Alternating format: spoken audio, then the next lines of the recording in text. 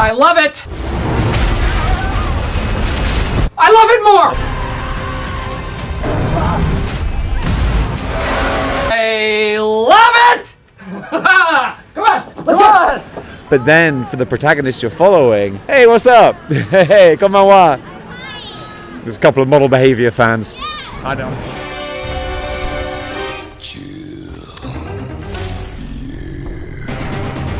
Hello there, gang, and welcome to Displaying Model Behaviour. We're going on a little field trip. We're in Japan, there's a new Godzilla movie out, and you're going to come with me to watch it. So, you get a little look at the, the other side of my apartment here.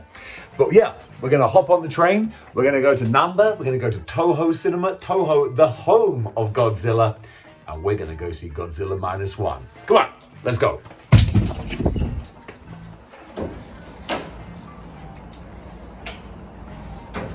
We're going on an adventure.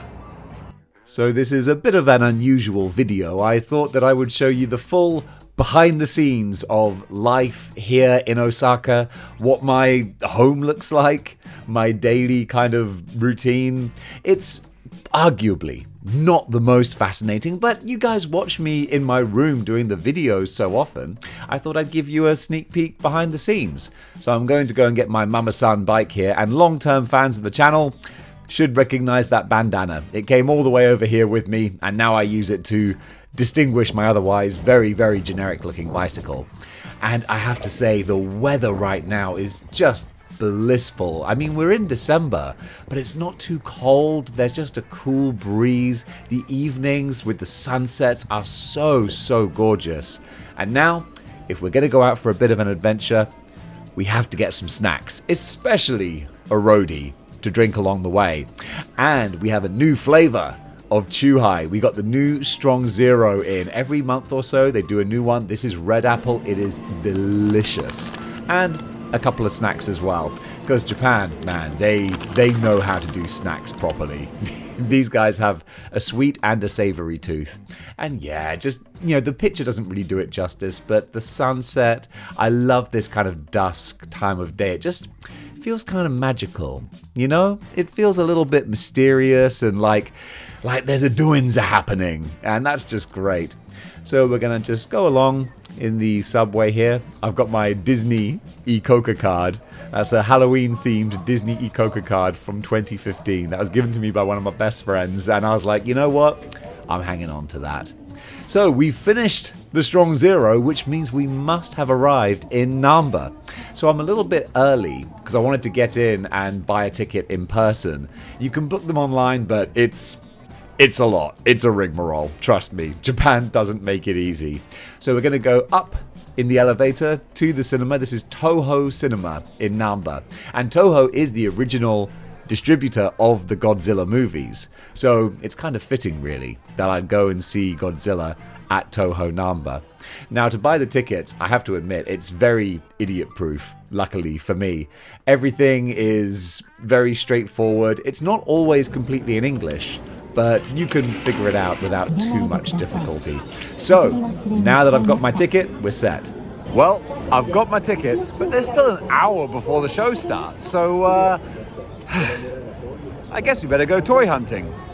So I'm going to take you guys to Adamski. This is somewhere I've taken you to multiple times before, but it's my favorite second-hand place, mainly because you never know what you're going to find there. That's why Adamski is wicked. I swear they must just have a huge big warehouse full of stuff that people have brought in and sold to them, and they must just rotate it every couple of days, bring in new stuff, swap things around, because I swear every time I go in here, which is often, there's always something new. Like this Moon Knight, which I think is one of the best figures from last year.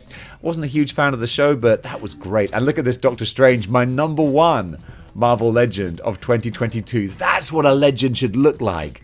The same with Captain America. Look at all the stuff crammed in there. That is value for money. I mean, less so for Captain America, because he was more expensive. But Doctor Strange, that was just phenomenal. And then they got the loose figures in the cabinet, and I love peering into this like a tropical fish tank, trying to find all the different little gems. You got a Polaris there, that's kind of rare. You got the Captain Marvel there, the Carol Danvers. There's a Punisher, a Netflix Punisher. So there's loads of cool stuff that just pops up out of nowhere. Is that a Hope Summers as well? I think next to X-23 that might be.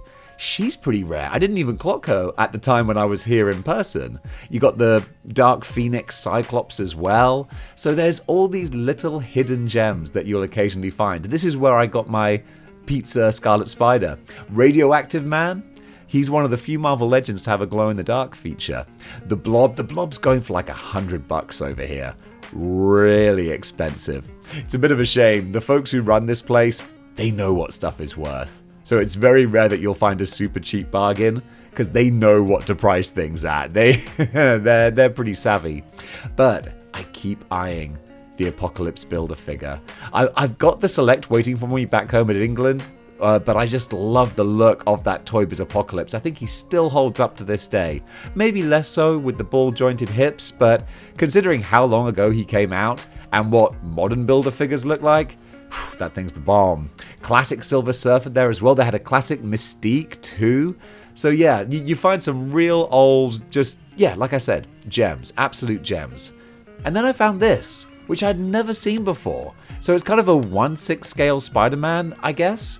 But I just loved how 90s the box art looks. And then we got a little, is it Mafex? Or Figure Arts? Gwenpool. Gwenpool, I was always a bit of a fan of Gwenpool. Japanese movie posters, in this case, Superman 3. Makes the movie look so much cooler than it is. In this case, it looks like he's fighting a giant robot at the end of the movie. That was not what happened at the end of that movie. A whole bunch of Black Series Star Wars figures. Never got into collecting Black Series, I'm fine with that. My love for Star Wars doesn't extend much beyond the original movies. American Godzilla, or Gino as he's known as, Godzilla in name only. He looks a bit out of place alongside the more classic ones. I love these little chibi Godzillas. They're really fun. Crazy expensive though. Really, really expensive. I was tempted to get the Super 7 Godzilla, the brand new one from -1. Maybe one day if I see him. Although the little plushie, he is kind of adorable too. And some good old VHSs. Guys, that was well worth it. I got a really cute little mini haul. First of all, I got a Christmas present for a buddy of mine who is almost as big a Bret Hart fan as I am. Look how terrible it is. It's awful. He's gonna love it. And secondly, this is really cool for me. I gotta just juggle these things here. I don't know what this is, but it's official merchandise from the T2 3D ride that your boy played the Terminator in, and you can't get merchandise for this anymore. The show closed in 2020, and that was the last one. That was the last version of T2 3D, and it shut up shop, so it's impossible to get merch for it now. But whatever this thing is, it's mine now, and so that's kind of cool. That, you know, the show will always have one of the biggest places in my heart. That was one of my little bucket list moments, was getting to play the Terminator, and now I got whatever the heck this is. This has been a good night. All right, we've killed some time and spent some money. This is the best way to kill time, buying action figures. So we're going to take a wander back to the cinema now, but it's just something I love so much about this place is everywhere you go, you just see cool stuff. Look at this restaurant I just found.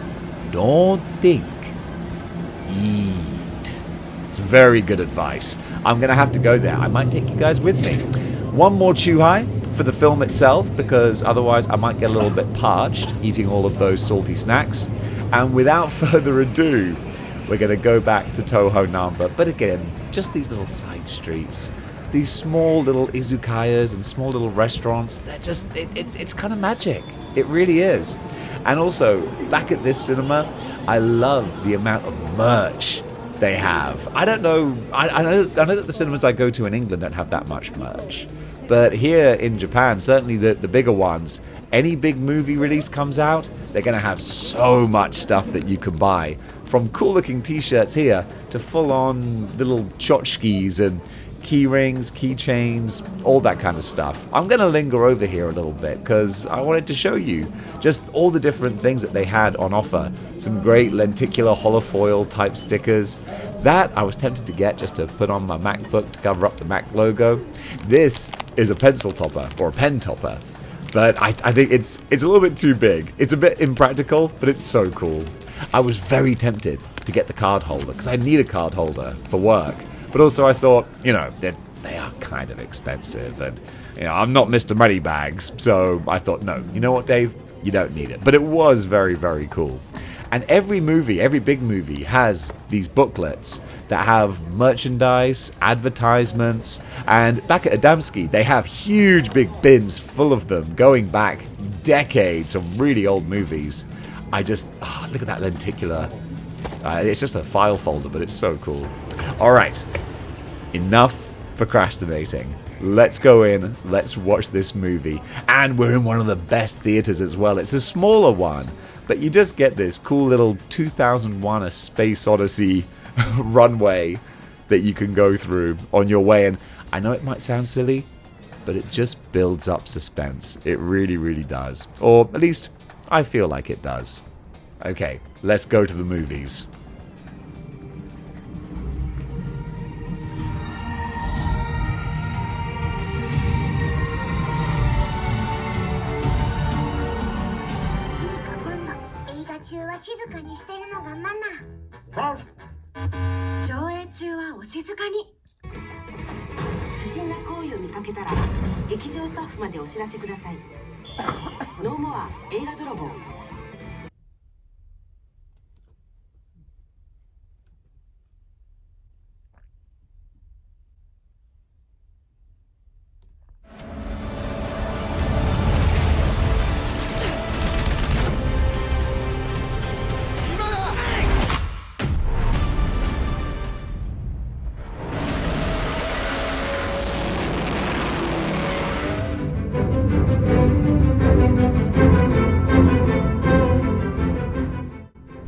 Well, that was one heck of a movie. So much so that I decided not to wait to go home and film the review. I was out in Namba. It was a Saturday night. You could see absolutely heaving with people. But I wanted to record my thoughts then and there. So you know what? I found a cozy little spot where I wasn't going to be in anyone's way. Put my camera up, and here's my review. Oh my goodness. I know that there was a lot of really, really positive buzz coming out for this movie before I went to go and see it, but then actually sitting and watching Godzilla Minus One, Japanese cinema, you've kind of shown the West how it's done. It's very nice of you to let American production studios play with your toys, but essentially you just took Godzilla back and said, oh yeah, this is how it's done. This is how we do it. I hesitated to say it's a masterpiece because that is high praise. But oh my goodness, the story it tells and the directions it goes in and the journey it takes you on really is something very, very special.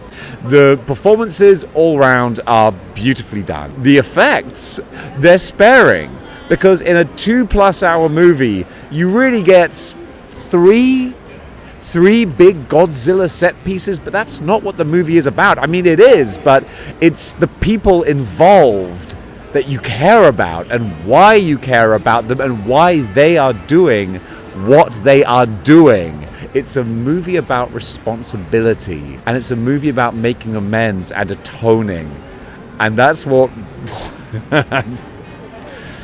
That's what really got me. The special effects are great. America does not own special effects. And you know what? These are used in the right way at the right time, sparingly. And when it happens, it's harrowing. When Godzilla makes landfall, it's terrifying. And it's a force of nature. And there's an inevitability. That's the most terrifying thing as the story progresses. And there's hope. But then, for the protagonist you're following, hey, what's up? Hey, konbanwa. There's a couple of Model-Behaviour fans.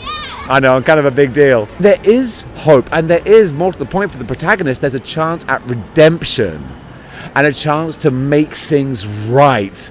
And that's it's just really effective. Just as far as get hype moments are concerned, because it's not just a harrowing dramatic movie. There are some freaking get hype moments, and when that Godzilla theme tune kicks in for the oh, freaking goosebumps, man. It was something else. The theme kicks in twice, and the second time it does is every bit as effective as the first. Godzilla is pure horror, man. The creature is not a hero.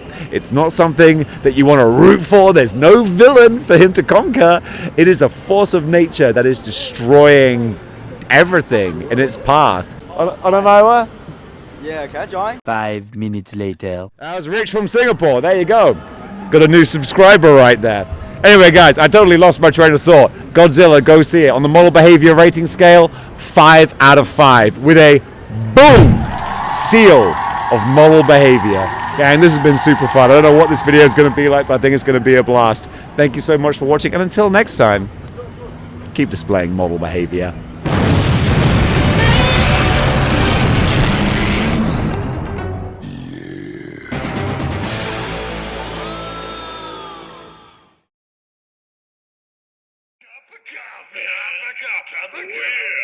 Coffee. Big time coffee.